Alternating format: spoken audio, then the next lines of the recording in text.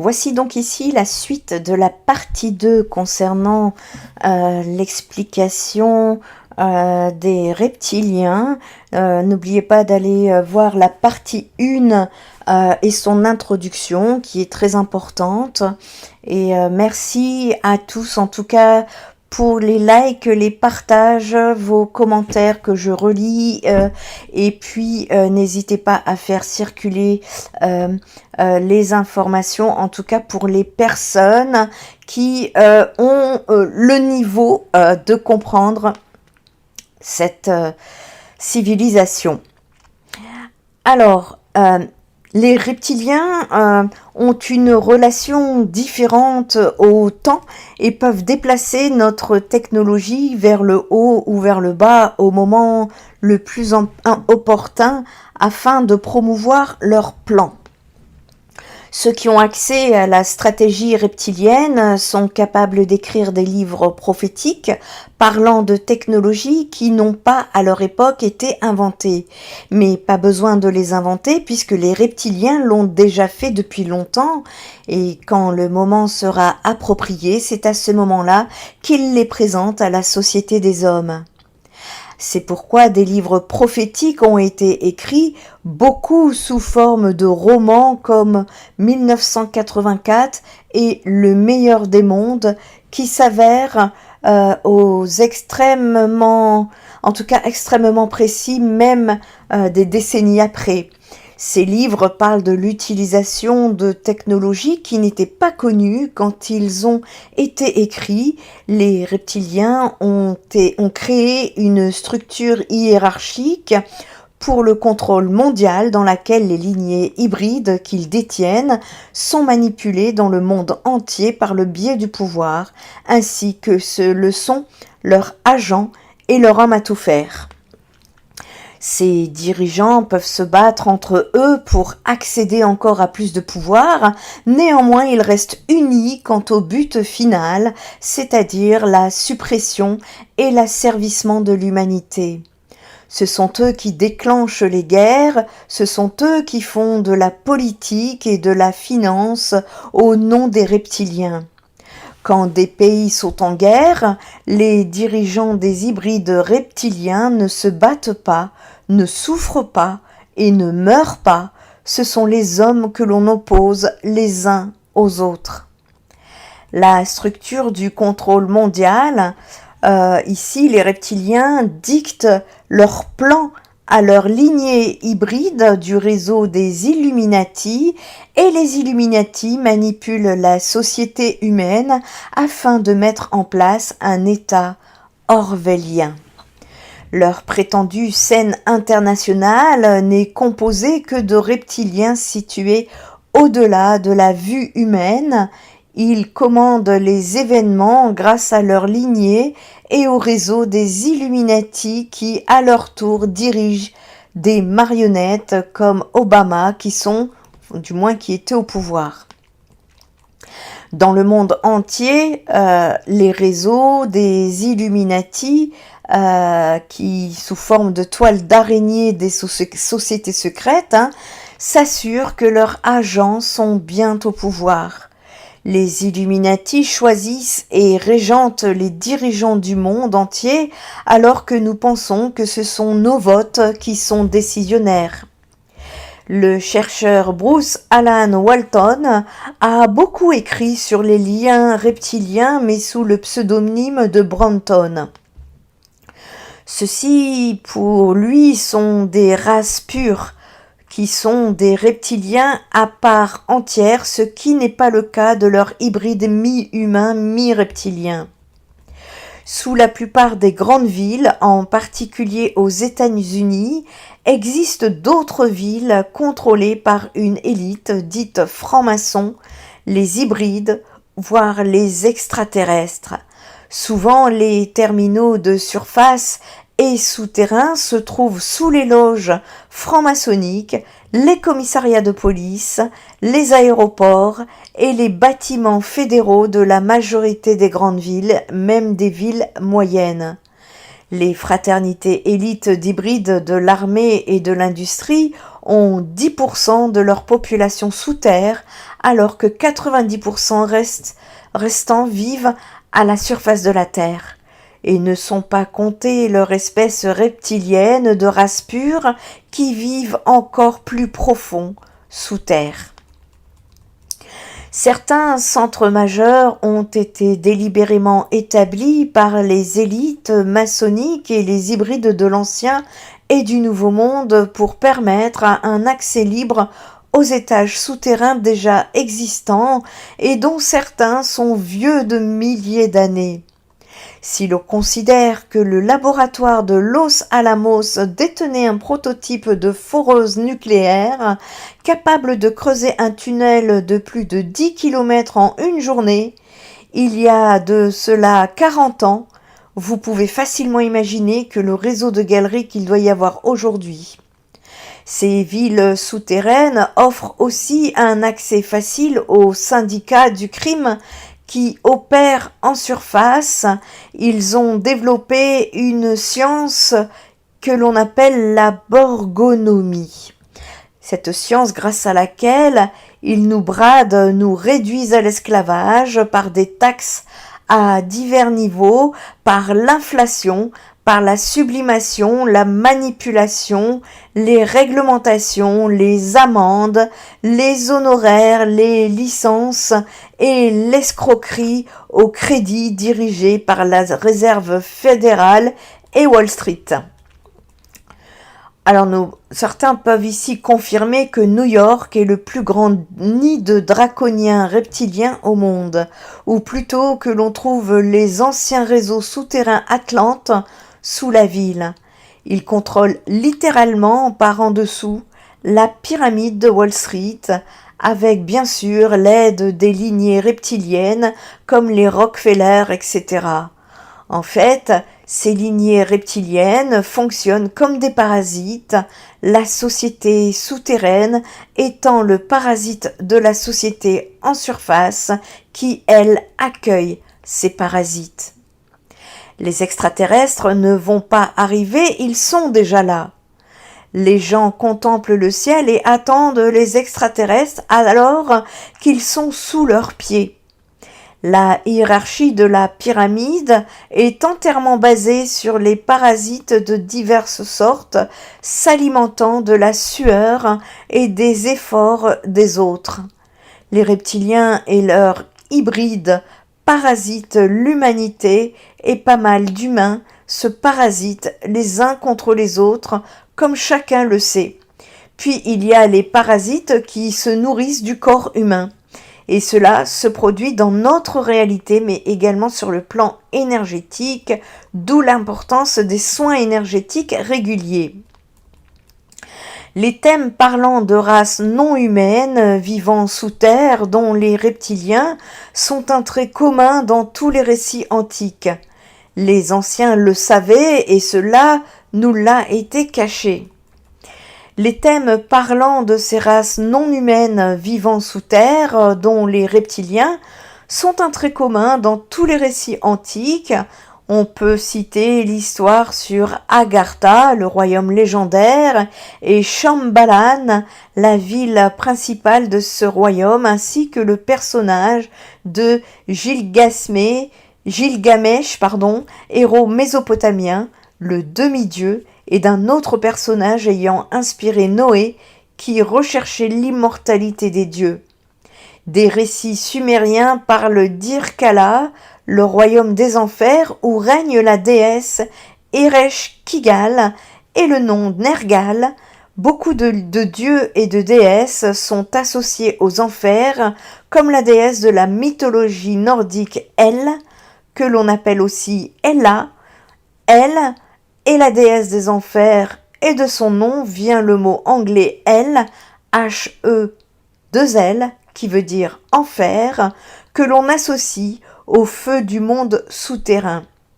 Les tablettes d'argile sumères décrivent Irkala comme un endroit où l'on trouve des gardiens violents nommés hommes-scorpions, des cadavres humains réanimés, des esprits et des zombies. Elle parle aussi des robots, d'êtres robots plutôt, les galatures ou galas, utilisés pour enlever les gens de la surface de la Terre. Alors, est-ce qu'on appelle aussi les gris? Et ainsi que des reptiliens à la tête d'aigle, dont certains auraient des ailes. Encore une indication sur l'utilisation du symbole de l'aigle par les reptiliens. Les récits décrivent le roi des démons du vent appelé Pazuzu, un homme ayant un visage canin, une queue et dont le corps est recouvert d'écailles. Dans chaque culture de l'Antiquité, on retrouve trace d'un enfer souterrain. Il est dit qu'en Chine, l'enfer commençait au pied du mont Taishan, dans la province de Shandong, et était gardé par des démons du nom de Menshen, dont les visages avaient des traits animaliers ou étaient recouverts d'un masque. Eh bien, les seigneurs des enfers ont interagi avec les rois dragons de la surface. C'est en des termes similaires que l'enfer japonais ou réseau souterrain a été également décrit. Il est peuplé par diverses entités non humaines comme les kappas, qui sont des humanoïdes reptiliens semi-aquatiques et doués de la capacité de prendre plusieurs apparences et vivant dans des montagnes, sous terre ou sous les mers. Les différents noms font partie du folklore comme trolls, éthins, fées, elfes, troglodytes, néphilim, brownies et le petit peuple d'Irlande. Chez les gris, certains sont très petits, qui décrivent tous des identités souterraines dont parlent les anciens ouvriers de bases souterraines ou ceux qui disent avoir été enlevés par des extraterrestres. Les rapports récents sur les extraterrestres et les ovnis parlent exactement de la même chose que les contes populaires. On peut même y inclure les croisements entre humains et extraterrestres, ainsi que l'incapacité de ces derniers à sortir à la lumière du jour comme Dracula. Voilà pourquoi la météo tente d'être modifiée, manipulée par ces êtres-là. Ce qui peut se comprendre vu qu'ils passent leur vie sous terre. Les personnes ayant été enlevées par des extraterrestres ont eu le sentiment que le temps s'était arrêté et il en est de même dans les contes pour ceux qui ont rencontré des entités extraterrestres souterraines. Ceci met aussi en perspective les innombrables histoires rapportées de nos jours par des personnes revendiquant avoir été enlevées par des identités non humaines, le plus souvent par des reptiliens qui les ont forcés à avoir des relations sexuelles, qui leur ont pris leur ovule ou leur sperme ou qui leur ont fécondé. Les bébés qui ont issus de ces unions disparaissent souvent au début de la grossesse sans explication médicale. Credo Mutwa a dit que c'était courant en Afrique, mais cela se produit dans le monde entier également. Un certain nombre de ces expériences d'enlèvement ou tout simplement ont été inventées ou donner des explications beaucoup plus terrestres. Mais on ne peut pas toutes les écarter car vu le nombre d'enlèvements déclarés et les détails très cohérents qui sont donnés, ce serait aussi ridicule que de croire en bloc à tous ces témoignages. Ceux qui ont été enlevés font part d'expériences ayant eu lieu avec une variété d'entités non humaines, comme avec le peuple des grands blonds, avec les gris, avec des reptiliens et des hybrides. La description faite des reptiliens les représente comme étant très grands, pour plus de 2 mètres, avec une peau à écailles, d'un brun vert ou parfois presque blanche, comme celle d'un albinos, avec des mains palmées et griffues et aux yeux dorés, aux pupilles verticales. Il a d'ailleurs été rapporté que certains avaient des queues mais comme chez les humains, il existe certainement des types très différents de reptiliens. On dit que ces entités ont la capacité de contrôler les esprits de leurs victimes pendant qu'ils leur font subir toutes sortes de protocoles douloureux et pénibles.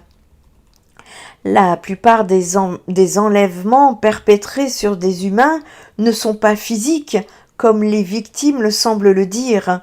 Le champ énergétique de leur corps ou leur conscience immédiate leur est retiré.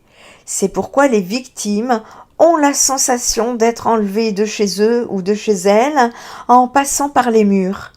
L'énergie de cette conscience immédiate ou mentale inférieure ne vibre pas à la même fréquence que le mur et peut donc passer à travers comme le font les fréquences radio quand elles sortent d'un transistor. Les enlèvements physiques existent, mais l'enlèvement de l'esprit est la principale méthode donnant accès aux reptiliens au code de la fréquence humaine et leur permet ainsi de programmer la réalité de celui qu'ils enlèvent. Quand la conscience immédiate revient vers le corps, ceux qui ont subi l'enlèvement s'en souviennent comme d'une expérience physique alors qu'il n'en est rien. On a aussi dit que les peuples souterrains tuaient et mutilaient le bétail pour prendre le sang des bêtes. Aujourd'hui, cela se produit toujours et les autorités sont incapables de donner des explications crédibles. Le bétail, les chevaux et les moutons sont mutilés chirurgicalement, leurs organes reproducteurs et d'autres organes sont retirés, ils sont vidés de leur sang sans qu'il y ait aucun signe de saignement. Les blessures semblent être cautérisées par une chaleur intense. Le peu de sang qu'il reste prend d'étranges couleurs et peut mettre des jours à coaguler.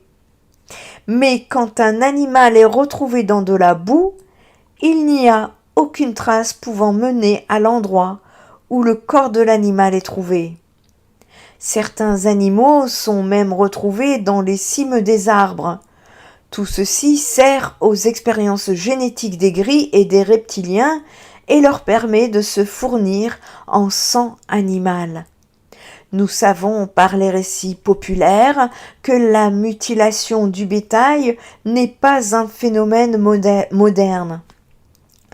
La plupart des reptiliens ou des reptiliens humanoïdes ou des nordiques, ils ont des dons de télépathie et sont dotés de facultés mentales supérieures. Ils peuvent changer d'apparence et créer une illusion. Ils veulent se croiser avec des humains et ont besoin de sang humain, de chair et d'organes reproducteurs. Ils ont une technologie de pointe, ils détiennent le secret de l'immortalité, ils peuvent voler par eux-mêmes ou grâce à leur technologie. Leur plan est malveillant en ce qui concerne les humains, ils ne peuvent survivre longtemps à la lumière du soleil. Ils ont été bannis de la surface de la terre, ou alors ils se cachent du soleil et ou des hommes. Ils veulent garder secret leur richesse, leur savoir et leur véritable identité. Ils manipulent en secret les événements de notre monde, ils détiennent des humains qui travaillent pour eux, et grâce à leur technologie, ils détiennent, des humains qui travaillent pour eux par le biais des sacerdoces, de cultes et des sociétés secrètes. Ils propagent également une odeur putride comme celle du soufre. Les corps des reptiliens et des gris contiennent beaucoup de soufre et il n'est pas étonnant que lors de leur témoignage, ceux qui ont été enlevés parlent d'une forte odeur de soufre quand ils évoquent leur ravisseur, comme une odeur d'œuf pourri. Le chaman zoulou Credo Mutwa parle de son enlèvement par les gris dans une série d'interviews dans le DVD The Reptilian Agenda. Il dit sur celui qui l'a enlevé: la créature sentait vraiment très fort. L'odeur était étrange, chimique, elle vous prenait à la gorge. C'était une odeur d'œuf pourri, mais aussi celle du cuivre chaud, une odeur très forte. Les recherches de Michael Mott ont confirmé la domination reptilienne dans les contes populaires sur le monde souterrain. L'aspect reptilien de certains êtres souterrains a imprégné les récits populaires, un thème universel récurrent dans les contes de nombreuses cultures est celui du mari serpent ou de la femme serpent pouvant se transformer en humain ou en humanoïde et étant invariablement de sang royal parmi les siens. C'est une bonne entrée en matière.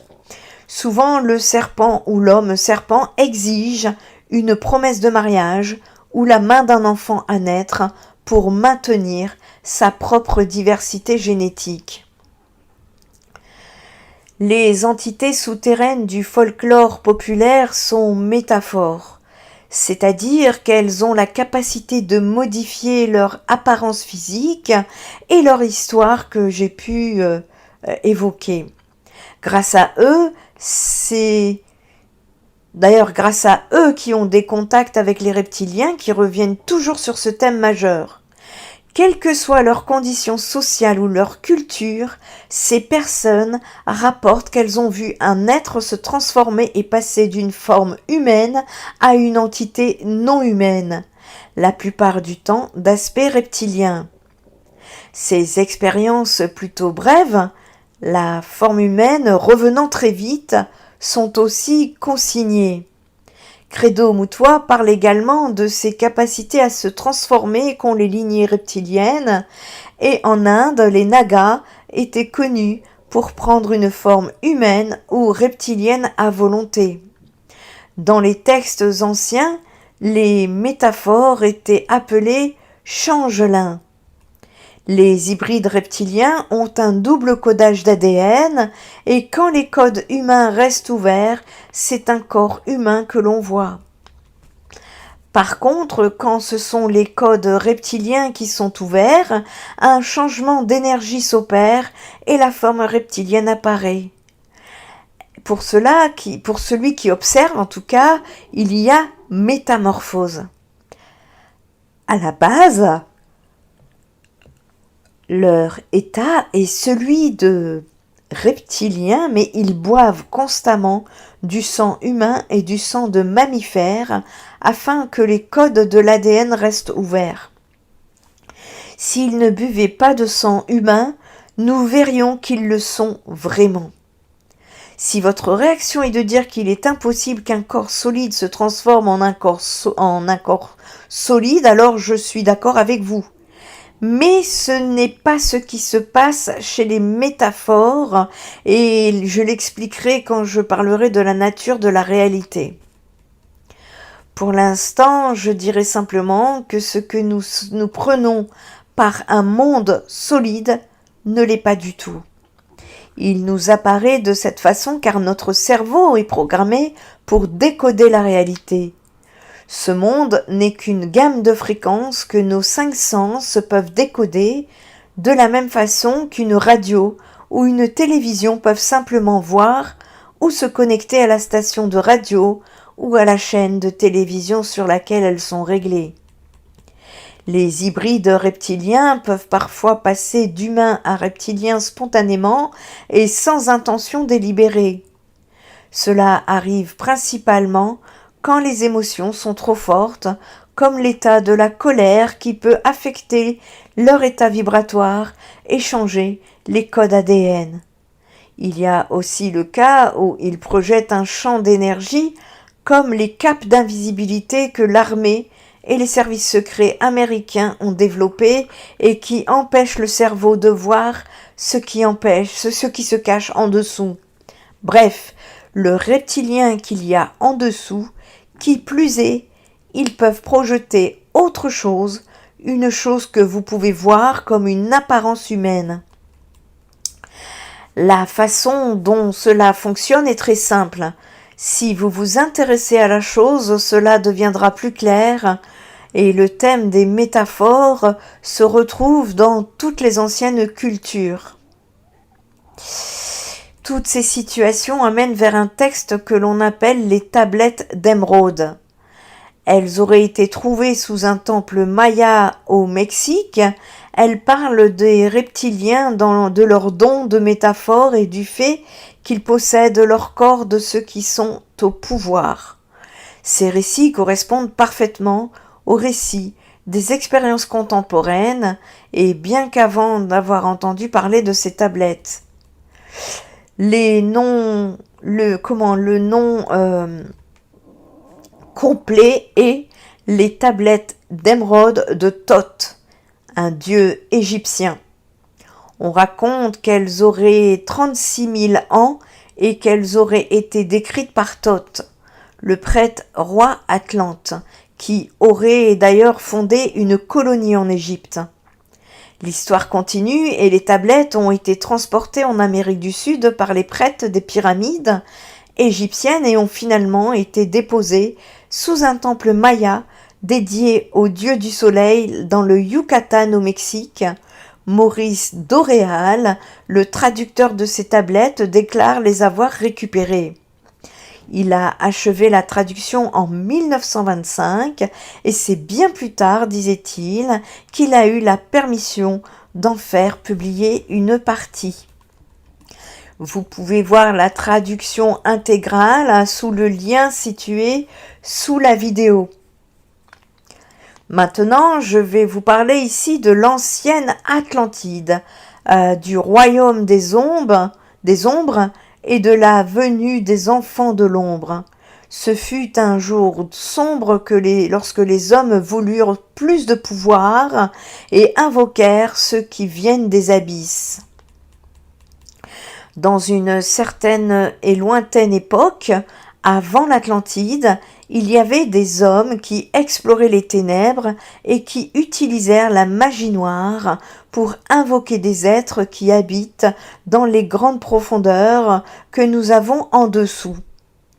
À cause de ces invocations, ces êtres parvinrent à la surface et arrivèrent dans cette époque.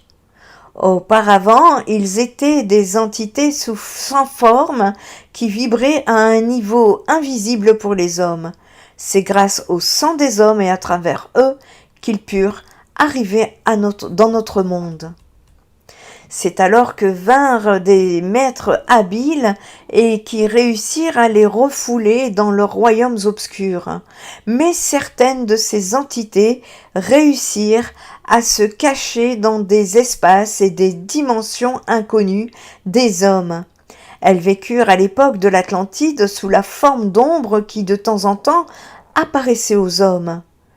Elles purent s'installer parmi les hommes à cause des sacrifices humains où le sang était répandu. Elles purent prendre la forme des hommes, mais seulement en apparence. Lorsque leur déguisement était enlevé, elles avaient des têtes de serpent. Elles réussirent à s'infiltrer dans des lieux de rassemblement des hommes en prenant leur forme. Par la suite, elles réussirent à exterminer les chefs des royaumes, à prendre leur forme et dominer le peuple.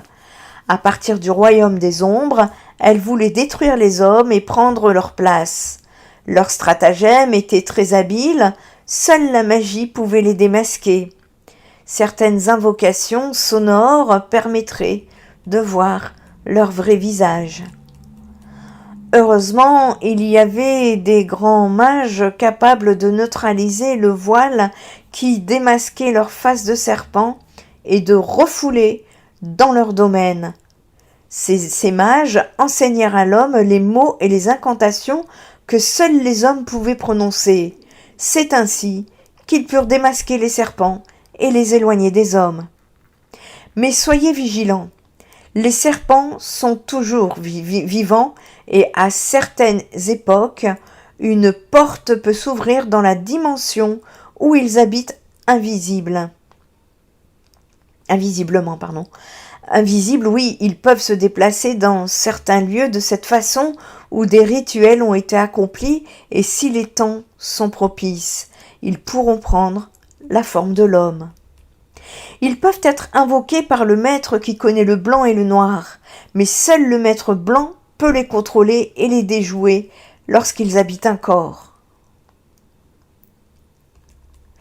Je te conjure d'éviter le royaume des ombres, sinon le mal va sûrement apparaître. Seul le maître de la clarté peut conquérir l'ombre de la peur. Sachez, frères et sœurs, que la peur est un grand, très grand obstacle pour notre évolution. Alors il vous est demandé de vous affirmer comme le maître de la clarté, et l'ombre s'évanouira aussitôt en un claquement de doigts. Écoute et fais attention à cette sagesse. La voie de la lumière est claire. Ne cherche pas la vallée des ombres, et seule la lumière sera présente sur ton chemin. Indépendamment des origines de ces informations, les tablettes racontent l'histoire de la manipulation reptilienne et comment elle fonctionne. Les rois et les reines de l'histoire et les principaux hommes politiques d'aujourd'hui, les secteurs bancaires et les dirigeants ce qu'on appelle les dirigeants d'entreprise, ici, et également, on parle de l'armée, hein, tout ce qui est responsable de l'armée, qui sont des êtres à la tête de serpent, c'est ce qu'on me dit, c'est le terme, ils sont des êtres à la tête de serpent, et qui se cachent derrière une apparence humaine, comme le font leurs marionnettes et leurs faire-valoir. Ceux-ci sont des hybrides reptiliens, des lignées d'Illuminati qui ont dupé l'humanité en se faisant passer pour des humains issus de milieux différents. Ils ne sont pas humains, ils appartiennent à la même tribu reptilienne. Il est intéressant de noter que les tablettes d'émeraude divisent que dans une très lointaine époque, avant l'Atlantide, il y avait des hommes qui exploraient les ténèbres et qui utilisèrent la magie noire pour invoquer des êtres qui habitent dans les grandes profondeurs que nous avons en dessous.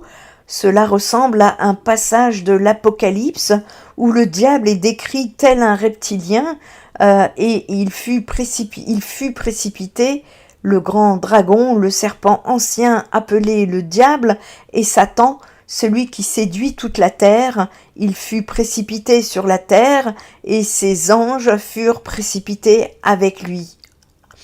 Puis il saisit le dragon, le serpent ancien, qui est le diable et Satan, et il le lia pour 1000 ans.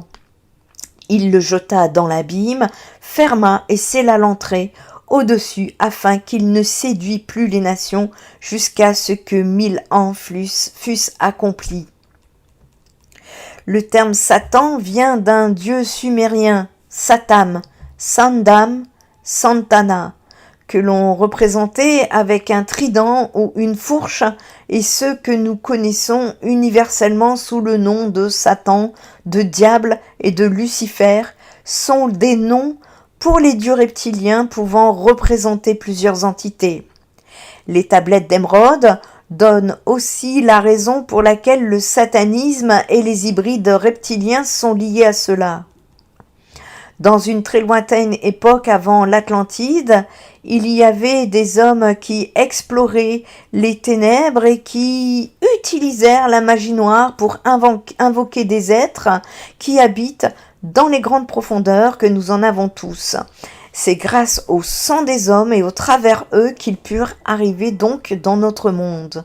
Et on voit bien que les reptiliens opèrent sur une autre gamme de fréquences, hors des limites de la vue de l'homme, et pour manipuler ce monde, ils doivent avoir un corps grâce auquel ils peuvent arriver à leur fin. C'est seulement à travers l'homme qu'ils purent arriver dans notre monde. La phrase ouvrez les guillemets, c'est grâce au sang des hommes, fermez les guillemets, explique pourquoi les hybrides reptiliens, les Illuminati sont obsédés par le fait de boire du sang et par les sacrifices humains et les rituels. Ils sont comme les reptiliens ont toujours été depuis qu'ils sont apparus, il y a une éternité sur notre échelle du temps. Le sang humain, une infusion puissante ou une transfusion de la fréquence vibratoire humaine leur permet de garder une apparence humaine malgré leur gène reptilien. Ceci prendra plus de sens quand la question qui est posée, qu'est-ce que la réalité ? Une fois que vous aurez compris le lien qui existe entre les reptiliens, les banques, les grandes sociétés et tout ce qui se passe dans le monde, vous commencerez à percevoir le nombre de symboles des reptiliens qui nous entourent, que ce soit dans la publicité, dans les livres pour enfants, dans les films d'animation, ainsi que dans l'innombrable imagerie sur les dragons et les serpents. On s'est rarement pris autant de signes en pleine figure que dans les publicités créées pour un site par exemple web gratuit de programme à la demande du nom de Hulu et qui passait pendant le Super Bowl de 2019 aux États-Unis une retransmission qui a attiré près de 150 millions de téléspectateurs. Je ne vous parle pas des Jeux Olympiques en France. Le spot donc montrait un extraterrestre reptilien qui prenait le pouvoir sur Terre en contrôlant les esprits de la population, et ceci est une transcription. Alors, cette transcription disait « Bonjour la Terre, je suis Alec Baldwin, une star de la télé. Vous savez que l'on dit que la télé pourrit vos cerveaux. C'est complètement absurde. La télé ne fait que ramollir votre cerveau, un peu comme une banane mûre. Pour suivre tout le processus, nous avons créé Hulu. Hulu, c'est la télé directement sur votre ordinateur et qui vous offre autant d'émissions gélatineuses que vous le souhaitez n'importe quand, n'importe où, et c'est gratuit. Et le meilleur que vous ne pouvez rien faire pour arrêter ça, qu'est-ce que vous allez faire ? Éteindre votre télé ou votre ordinateur ? Une fois que vos cerveaux seront réduits à l'état de fromage blanc, nous les ramasserons à la petite cuillère et les engourdirons directement. Je pense que je bave un peu, parce que nous sommes des extraterrestres et que c'est comme ça que nous procédons. Hulu, le vilain complot pour détruire le monde. Lorsque Baldwin fait sa tirade, parce que nous sommes des extraterrestres et que c'est comme ça que nous procédons, des tentacules reptiliennes sortent de sa veste. Cherchez cette pub sur YouTube et vérifiez par vous-même. Lorsque certains ont commencé à parler des reptiliens et de leurs hybrides en public, le sujet n'en est éteint pour personne. Il n'y avait rien sur Internet et comme d'habitude, on a rigolé au nez de ceux qui en parlaient. Et aujourd'hui, si vous cherchez par association des mots comme E.T. reptilien, reptilien extraterrestre ou simplement reptilien, il commence à y avoir des pages apparaissant. L'influence reptilienne sur la vie des hommes est réelle et l'heure arrive où même le plus sceptique d'entre nous devra s'attaquer au béton qu'il a dans le cerveau et regardera tout cela à la lumière. En fait, c'est déjà en train de se produire. Ces tentacules de pieuvre qui rentrent dans votre cerveau, c'est exactement ce qui se passe partout dans les médias, mais plus communément sur le réseau TikTok. Alors, je vais vous en donner un dernier pour la route. Comment reconnaître un reptilien ? Alors, bien évidemment, ceci est à prendre avec des pincettes. N'allez pas accuser tout le monde de reptilien autour de vous. Alors ici, en rassemblant les dernières recherches révolutionnaires menées par des commentateurs sur des sites web de conspiration, nous avons pu isoler un certain nombre d'individus éminemment qui possèdent des lignées sanguines compatibles avec les reptiles. Comme l'écrit UFO Chic sur davidicke.com, on peut, ou peut-être que ce n'est pas important, understandingevil.com également décrit comment savoir si vous êtes attaqué par des reptiliens. Protector of Monkey écrit sur alienufo.com que vous pouvez être un hybride reptilien. Cela varie un peu, mais selon Icke, c'est ainsi que cela fonctionne. Il y a des milliers d'années, les êtres reptiliens, donc des constellations d'Orion, Sirius et Draco, sont intervenus sur la planète Terre et ont commencé à se croiser avec les humains. Alors pas physiquement, mais cependant plutôt par la manipulation du codage humain ou de l'ADN. Et comme je vous disais, Icke affirme que ce n'est pas une coïncidence si les humains ont une génétique reptilienne fondamentale dans leur cerveau. Quoi qu'il en soit, le fait est qu'il est facile de savoir quand vous ou quelqu'un que vous connaissez a été possédé par un reptile venu de l'espace. Bien qu'Icke ne décrive pas comment repérer quelqu'un qui a été manipulé par fusion ou fusionné avec un reptilien, probablement pour protéger ses revenus lucratifs de circuits de parole. Voici ici 5 signes que quelqu'un que vous connaissez peut être un métaphore reptilien. Premièrement, recherchez les yeux reptiliens. Si vous vous demandez comment repérer un reptilien, le premier endroit à regarder est évidemment leurs yeux. Certaines personnes disent que ces métaphores ont des yeux de reptiles si vous regardez assez attentivement. D'autres disent qu'il est possible de repérer leurs yeux reptiliens seulement parfois, alors qu'ils sont en train de changer de forme. Alors la prochaine fois que vous soupçonnez qu'un leader mondial peut être reptilien, et selon cette théorie du complot, presque tous le seront, regardez attentivement les yeux. Sont-ils comme des fentes verticales? Sont-ils un point noir profond sans sclérotique? Semblait-il changer soudainement? Si c'est le cas, cela peut être le signe d'un reptilien. Ils ont souvent des regards perçants. Deuxièmement, vérifiez les signes d'écailles ou de peau à texture bizarre si vous avez l'occasion d'être au plus près. Une autre façon courante donc de repérer un reptilien, c'est l'apparition d'écailles. Pendant qu'un reptilien change de forme, vous pouvez voir sa peau changer un peu.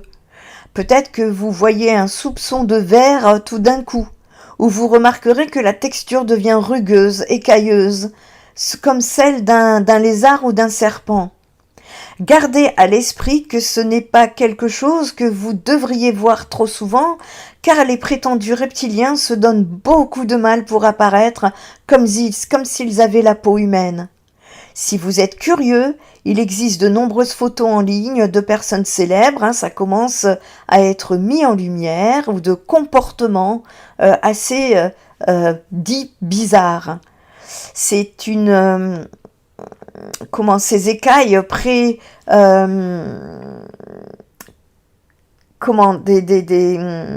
de ces gens-là, ces écailles qui montrent des signes de peau de reptile.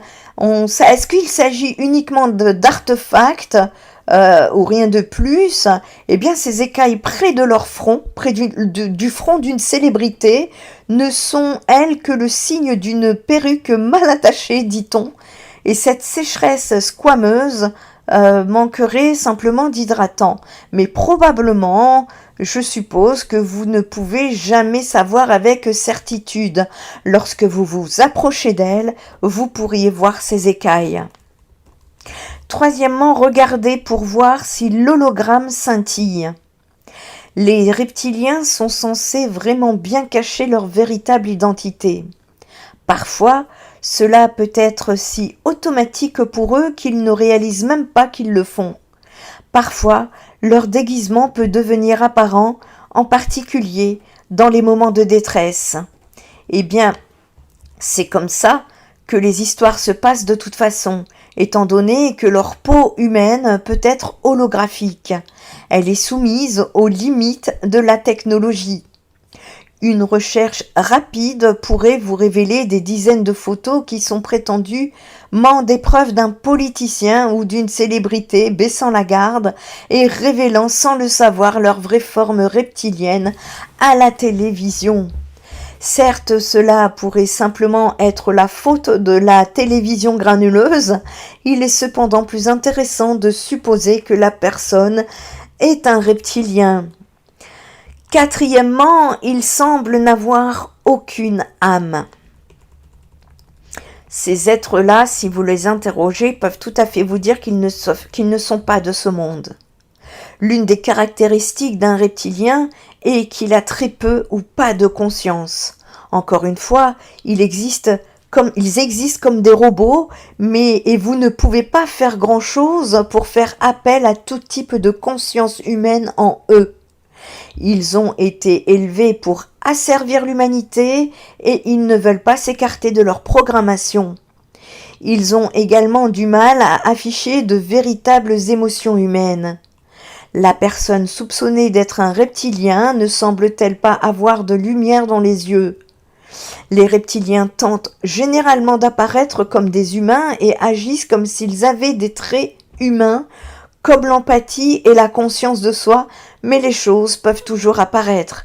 Pas tout à fait juste, vous pourriez ressentir quelque chose d'artificiel à leur sujet sur le plan énergétique. Voir cet aspect comme une métaphore est également utile. Dans votre propre vie, vous pourriez également agir par inconscience, mais essayez de simuler un niveau de conscience plus élevé pour tenter de vous fondre. Par exemple, vous pourriez avoir trop peur d'admettre que vous ne ressentez aucune empathie pour certaines personnes ou que vous ne vous souciez pas de l'environnement alors que vous faites semblant de le faire de toute façon. On pourrait dire que c'est un trait reptilien que beaucoup d'entre nous pourraient montrer, ce qu'on appelle l'hypocrisie. Soyez attentifs lorsque vous vous comportez sans âme. Il vaut mieux admettre une vérité laide que d'essayer de tromper les gens. Cinquièmement, votre intuition vous avertit d'un reptilien à proximité. Enfin, après toutes ces recherches percutantes, a été découvert que la façon la plus courante de repérer un reptilien est simplement son intuition. Selon des observateurs de lézards plus expérimentés, si vous sentez que la personne a une présence extraterrestre, alors elle pourrait très probablement être un reptilien. Votre instinct ne peut pas toujours être à 100% correct, mais combiné à des difficultés techniques holographiques et à un éclair de peau écailleuse, vous pouvez être sûr quelque chose. Bien sûr, ce n'est pas parce que vous avez un mauvais pressentiment à propos de quelqu'un qu'il s'agit d'un hybride reptilien déterminé à conquérir le monde. Mais il pourrait être alors, pourquoi pas, il pourrait l'être, alors ne prenez pas de risque en tout cas de ce côté-là. N'accusez pas sans avoir de preuves et pourtant, pour l'instant, nous sommes au balbutiement des preuves. Alors que faire lorsque vous vous trouvez face à un reptilien ? Et si vous êtes absolument convaincu que votre politicien local ou votre meilleur ami était un reptilien, que faire ? Eh bien rien. Même selon la tradition, vous ne pouvez jamais être totalement sûr de qui est reptilien et qui ne l'est pas. Ce n'est pas comme si c'était une liste de contrôle exacte. L'intérêt des reptiliens est qu'ils se déguisent parmi les humains ordinaires et sont difficiles à repérer. Les reptiliens sont censés avoir une force surhumaine, donc essayer de les combattre de front serait une mauvaise idée. puisqu'ils sont des êtres artificiels. Tenter de les renverser avec des armes ne fonctionnera pas non plus. Tous les reptiliens n'ont pas non plus de mauvaises intentions, alors ne sautez pas aux conclusions pour l'instant, et certains reptiliens sont en partie humains et peuvent ainsi devenir conscients d'eux-mêmes. Ce n'est pas toujours un simple jeu de bien et de mal. Si vous obtenez une ambiance effrayante de quelqu'un, alors évitez-le évidemment. Reptilien ou non, il n'y a aucune raison de côtoyer quelqu'un qui semble avoir de mauvaises intentions. Les reptiliens ont aussi des caractéristiques telles que donc ils éprouvent donc ce sentiment de ne pas appartenir à la race humaine. Ils ont une pression artérielle basse, ils ont une vue et une ouïe perçantes.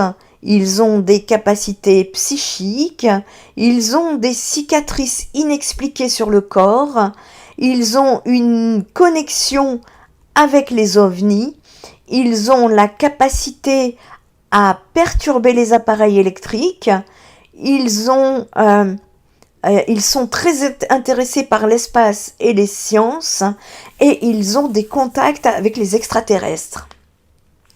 En règle générale, l'humano-reptilien sait ce qu'il veut depuis sa plus tendre enfance. Le génie humano-reptilien tient à une qualité exceptionnelle, un incroyable sixième sens, l'intelligence instinctive. Grâce à cette forte intuition en toutes circonstances, il sait d'instinct comment et où, quand agir.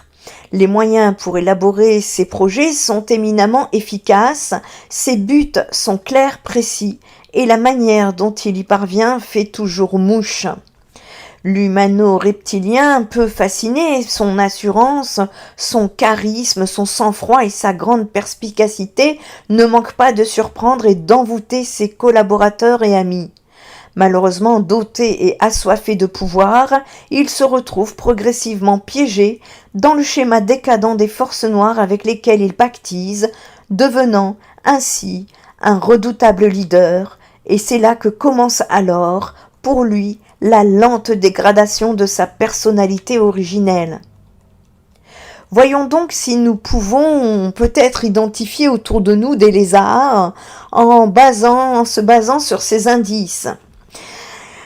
Ici, voilà pourquoi les guides vous disent vraiment de ne pas regarder ce qui se passe ailleurs. Ici, tout cela vous est expliqué pour vous familiariser un petit peu et de façon à vous expliquer en tout cas leur façon de fonctionner.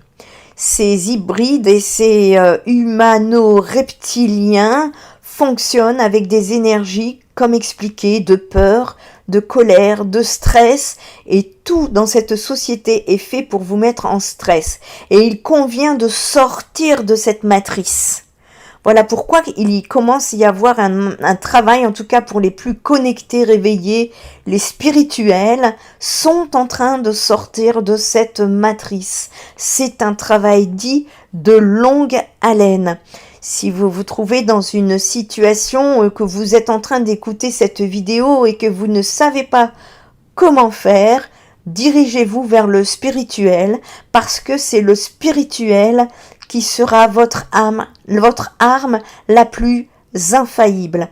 De par le spirituel, vous allez vous dépouiller, vous déprogrammer de tout ce qui vous a été inculqué depuis des dizaines et des dizaines d'années et vous allez évoluer, vous allez pouvoir vous ouvrir à l'amour, à la lumière. Et justement, c'est en vibrant l'amour que vous pourrez être armé. Donc, il est très important ici sur le plan énergétique parce qu'il suffit pas de faire semblant dans votre tête. L'énergétique, elle ne ment pas. C'est très très important de parler d'énergétique parce que tout se passe par là. Et il est très très important d'augmenter votre taux vibratoire. Les guides vous disent que vous allez être aidé dans ce sens, que les énergies de la planète vont augmenter davantage. Bien évidemment, ceux qui ne seront pas dans ces énergies-là ne pourront peut-être pas tous, mais beaucoup ne tiendront pas. C'est pour ça qu'il va y avoir une sorte de nettoyage, de purge. Il est très important de revenir à la spiritualité, peu importe vos histoires de religion. Pour l'instant, cela aussi va être mis en lumière. Tant que vous générez l'amour, tant que vous vibrez de l'amour, et pour vous, et que vous œuvrez pour l'humanité, vous en donnez, n'oubliez pas les lois de l'attraction, de la prospérité, dans la vidéo que je vous ai faite est très importante parce que engranger de l'amour, mais il faut aussi le donner. C'est un échange. Il faut que les énergies puissent circuler. Tout ceci est très très important et c'est pour ça que il est demandé vraiment de rester dans votre ancrage, de rester dans votre centrage en évitant de regarder ce qui se passe dehors, en évitant de transmettre les informations de ce qui se passe dehors parce que vous pourriez par méconnaissance, voir ce qui se passe dehors et puis ça vous met en colère et puis c'est injuste. Et puis vous exprimez cette injustice sur vos réseaux sociaux qui va faire que ça va nourrir le stress, tout dépend de la personne, les angoisses et qui nourrissent ces reptiliens. Donc il convient là d'arrêter de donner des informations de ce type parce que de toute façon tout le monde est au courant aujourd'hui. Ceux qui veulent prendre le chemin de la spiritualité sont déjà en chemin, d'autres ont commencé, sont en train de le faire, ceux qui ne souhaitent pas se réveiller resteront dans des basses fréquences et l'univers fera le travail et nous aussi, par la même occasion, de par ce travail que l'univers nous demande, nous ne pouvons pas agir dans l'invisible, c'est le divin qui agit dans l'invisible. En revanche, l'univers ne peut pas agir dans la matière et c'est nous qui devons agir dans la matière pour l'univers. J'espère que c'est bien compris. Et de ce fait, voilà pourquoi les guides nous demandent absolument de diffuser de l'amour et notamment en ce moment plusieurs fois par jour pour pouvoir faire élever ces vibrations, c'est encore une fois de plus énergétique, ces vibrations d'amour pour faire basculer ce poids actuel parce que, en tout cas là, nous arrivons aux portes de ce basculement et il est donc demandé vraiment d'être en conscience et surtout en cœur, dans l'amour. Restez connectés à l'amour. Sortez de tout ce qui pourrait vous mettre dans des états de colère. Ça sera votre protection. Vraiment, ça va être votre protection, ce taux vibratoire qui se trouve sur votre chakra du cœur au niveau de votre plexus solaire. C'est de là que vous devez vibrer cet amour. C'est très très important. C'est pas dans votre tête et c'est pas, c'est vraiment précisément au niveau du chakra du cœur, du plexus solaire que doit vibrer cette lumière d'amour. J'espère que ces deux parties vous ont apporté des explications dans le but justement de comprendre votre élévation, de comprendre votre ascension actuelle, de comprendre le travail que vous êtes en train d'effectuer.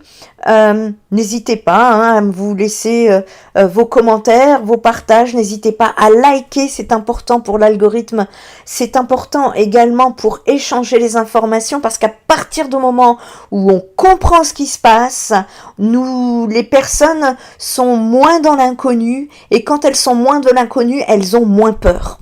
Voilà, l'idée c'est d'enlever ces peurs. Bien qu'elles peuvent être compréhensibles, mais à partir du moment où vous n'aurez plus peur, vous êtes complètement je dirais pas immunisés, mais vous êtes armés pour cesser de nourrir ces humano-reptiliens sombres. C'est très important pour l'avenir de l'humanité.